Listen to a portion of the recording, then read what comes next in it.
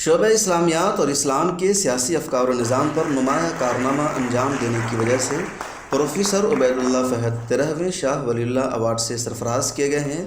دہلی میں واقع جامعہ ہمدرد کے کنونشن ہال میں 27 ستمبر کو 4 بجے ایک تقریب منعقد کی گئی، جس میں نامور علماء اور دانشوران کے ہاتھوں 1 لاکھ روپے کا چیک، سپاس نامہ اور مومنٹو پیش کیا گیا۔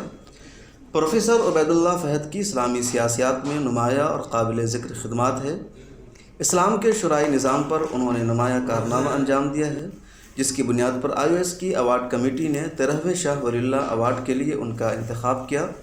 پروفیسر عبید اللہ فہد علی گڑھ مسلم یونیورسٹی میں شعبہ اسلامیات کے صدر ہیں، متعدد کتابوں کے مصنف ہیں، 200 سے زائد سیمینار میں شرکت کر چکے ہیں، سینکڑوں مقالات لکھ چکے ہیں، ہندوستان کے مشہور راجا پرتھوی چوہان کے خاندان سے تعلق رکھتے ہیں۔ کسی زمانے میں ان کے آباء و اجداد نے اسلام قبول کیا تھا۔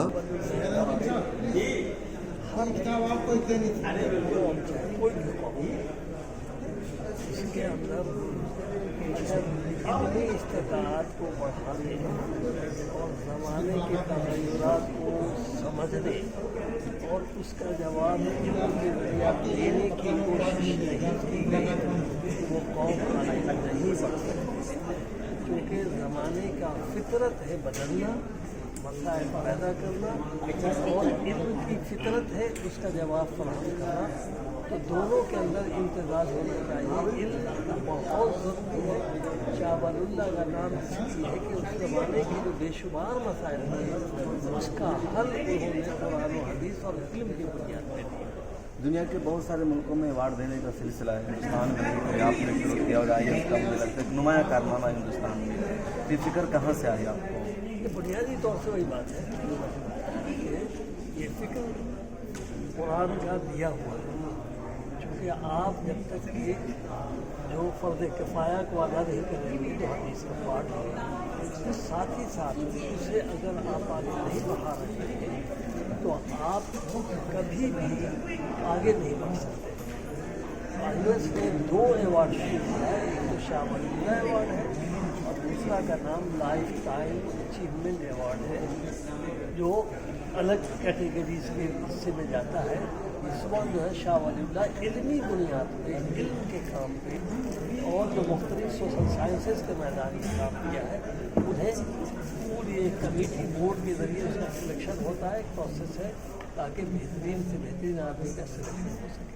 بات کی آپ کو شاہ ولی اللہ ایوارڈ سے سرفراز کیا گیا۔ میں نے پہلی بار اسلام کے نظام شورا پر انگریزی میں اسلامک شورا ڈویژن اسٹیٹ اینڈ ڈیموکریسی پورے شروع بس کے ساتھ تقریباً 450 صفحے کا شورا کے اب تک کسی نے کوئی کام نہیں کیا اسلام کے شرعی نظام پر۔ شورا وہ کس حد تک ڈیموکریٹس خواتین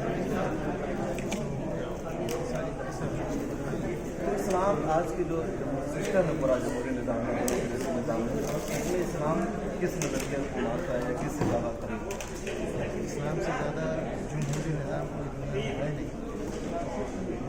رسول پاک صلی اللہ علیہ وسلم کے زمانے میں جمہوریت کی پوری جوہر اسلام قائم تھی، نافذ تھی، صرف کاغذ پر اور دستور میں نہیں بلکہ پوری دنیا میں نافذ تھی، لیکن لوگ بھول گئے اس نظام کو۔ اس میں کہ رسول اللہ صلی اللہ علیہ وسلم کے زمانے کے پورے دوبارہ اسے نافذ کیا،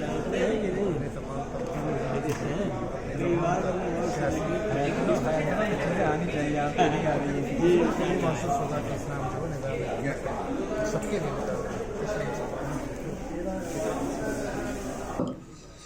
ڈاکٹر معراج احمد اور ڈاکٹر انیتا کماری کو بھی جونیئر کیٹیگری کے ایوارڈ سے سرفراز کیا گیا۔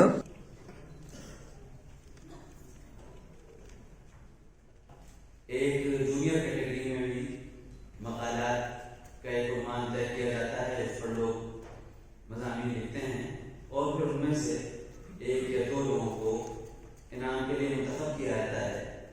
اس سال 2 لوگوں کو مشترکہ طور پر انعام دیا جا رہا ہے۔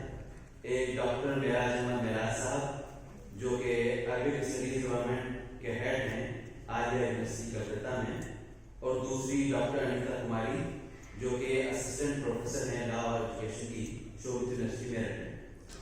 Institute of objective studies Hindustan का मशहूर थिंक टैंक इदारा है। अक़लियतों और मुसलमानों के बारे में रिसर्च और तहक़ीक़ के हवाले से IS को आलमी शोहरत, मकाम और एतबार हासिल है। मुख्तलिफ़ उलूम और मैदान में नुमाया कारनामा अंजाम देने वालों के लिए IS की जानिब से 2 तरह का एवार्ड भी दिया जाता है, एक शाह वलीउल्लाह एवार्ड और दूसरा life time achievement award. Bureau report, मिल्लत टाइम्स।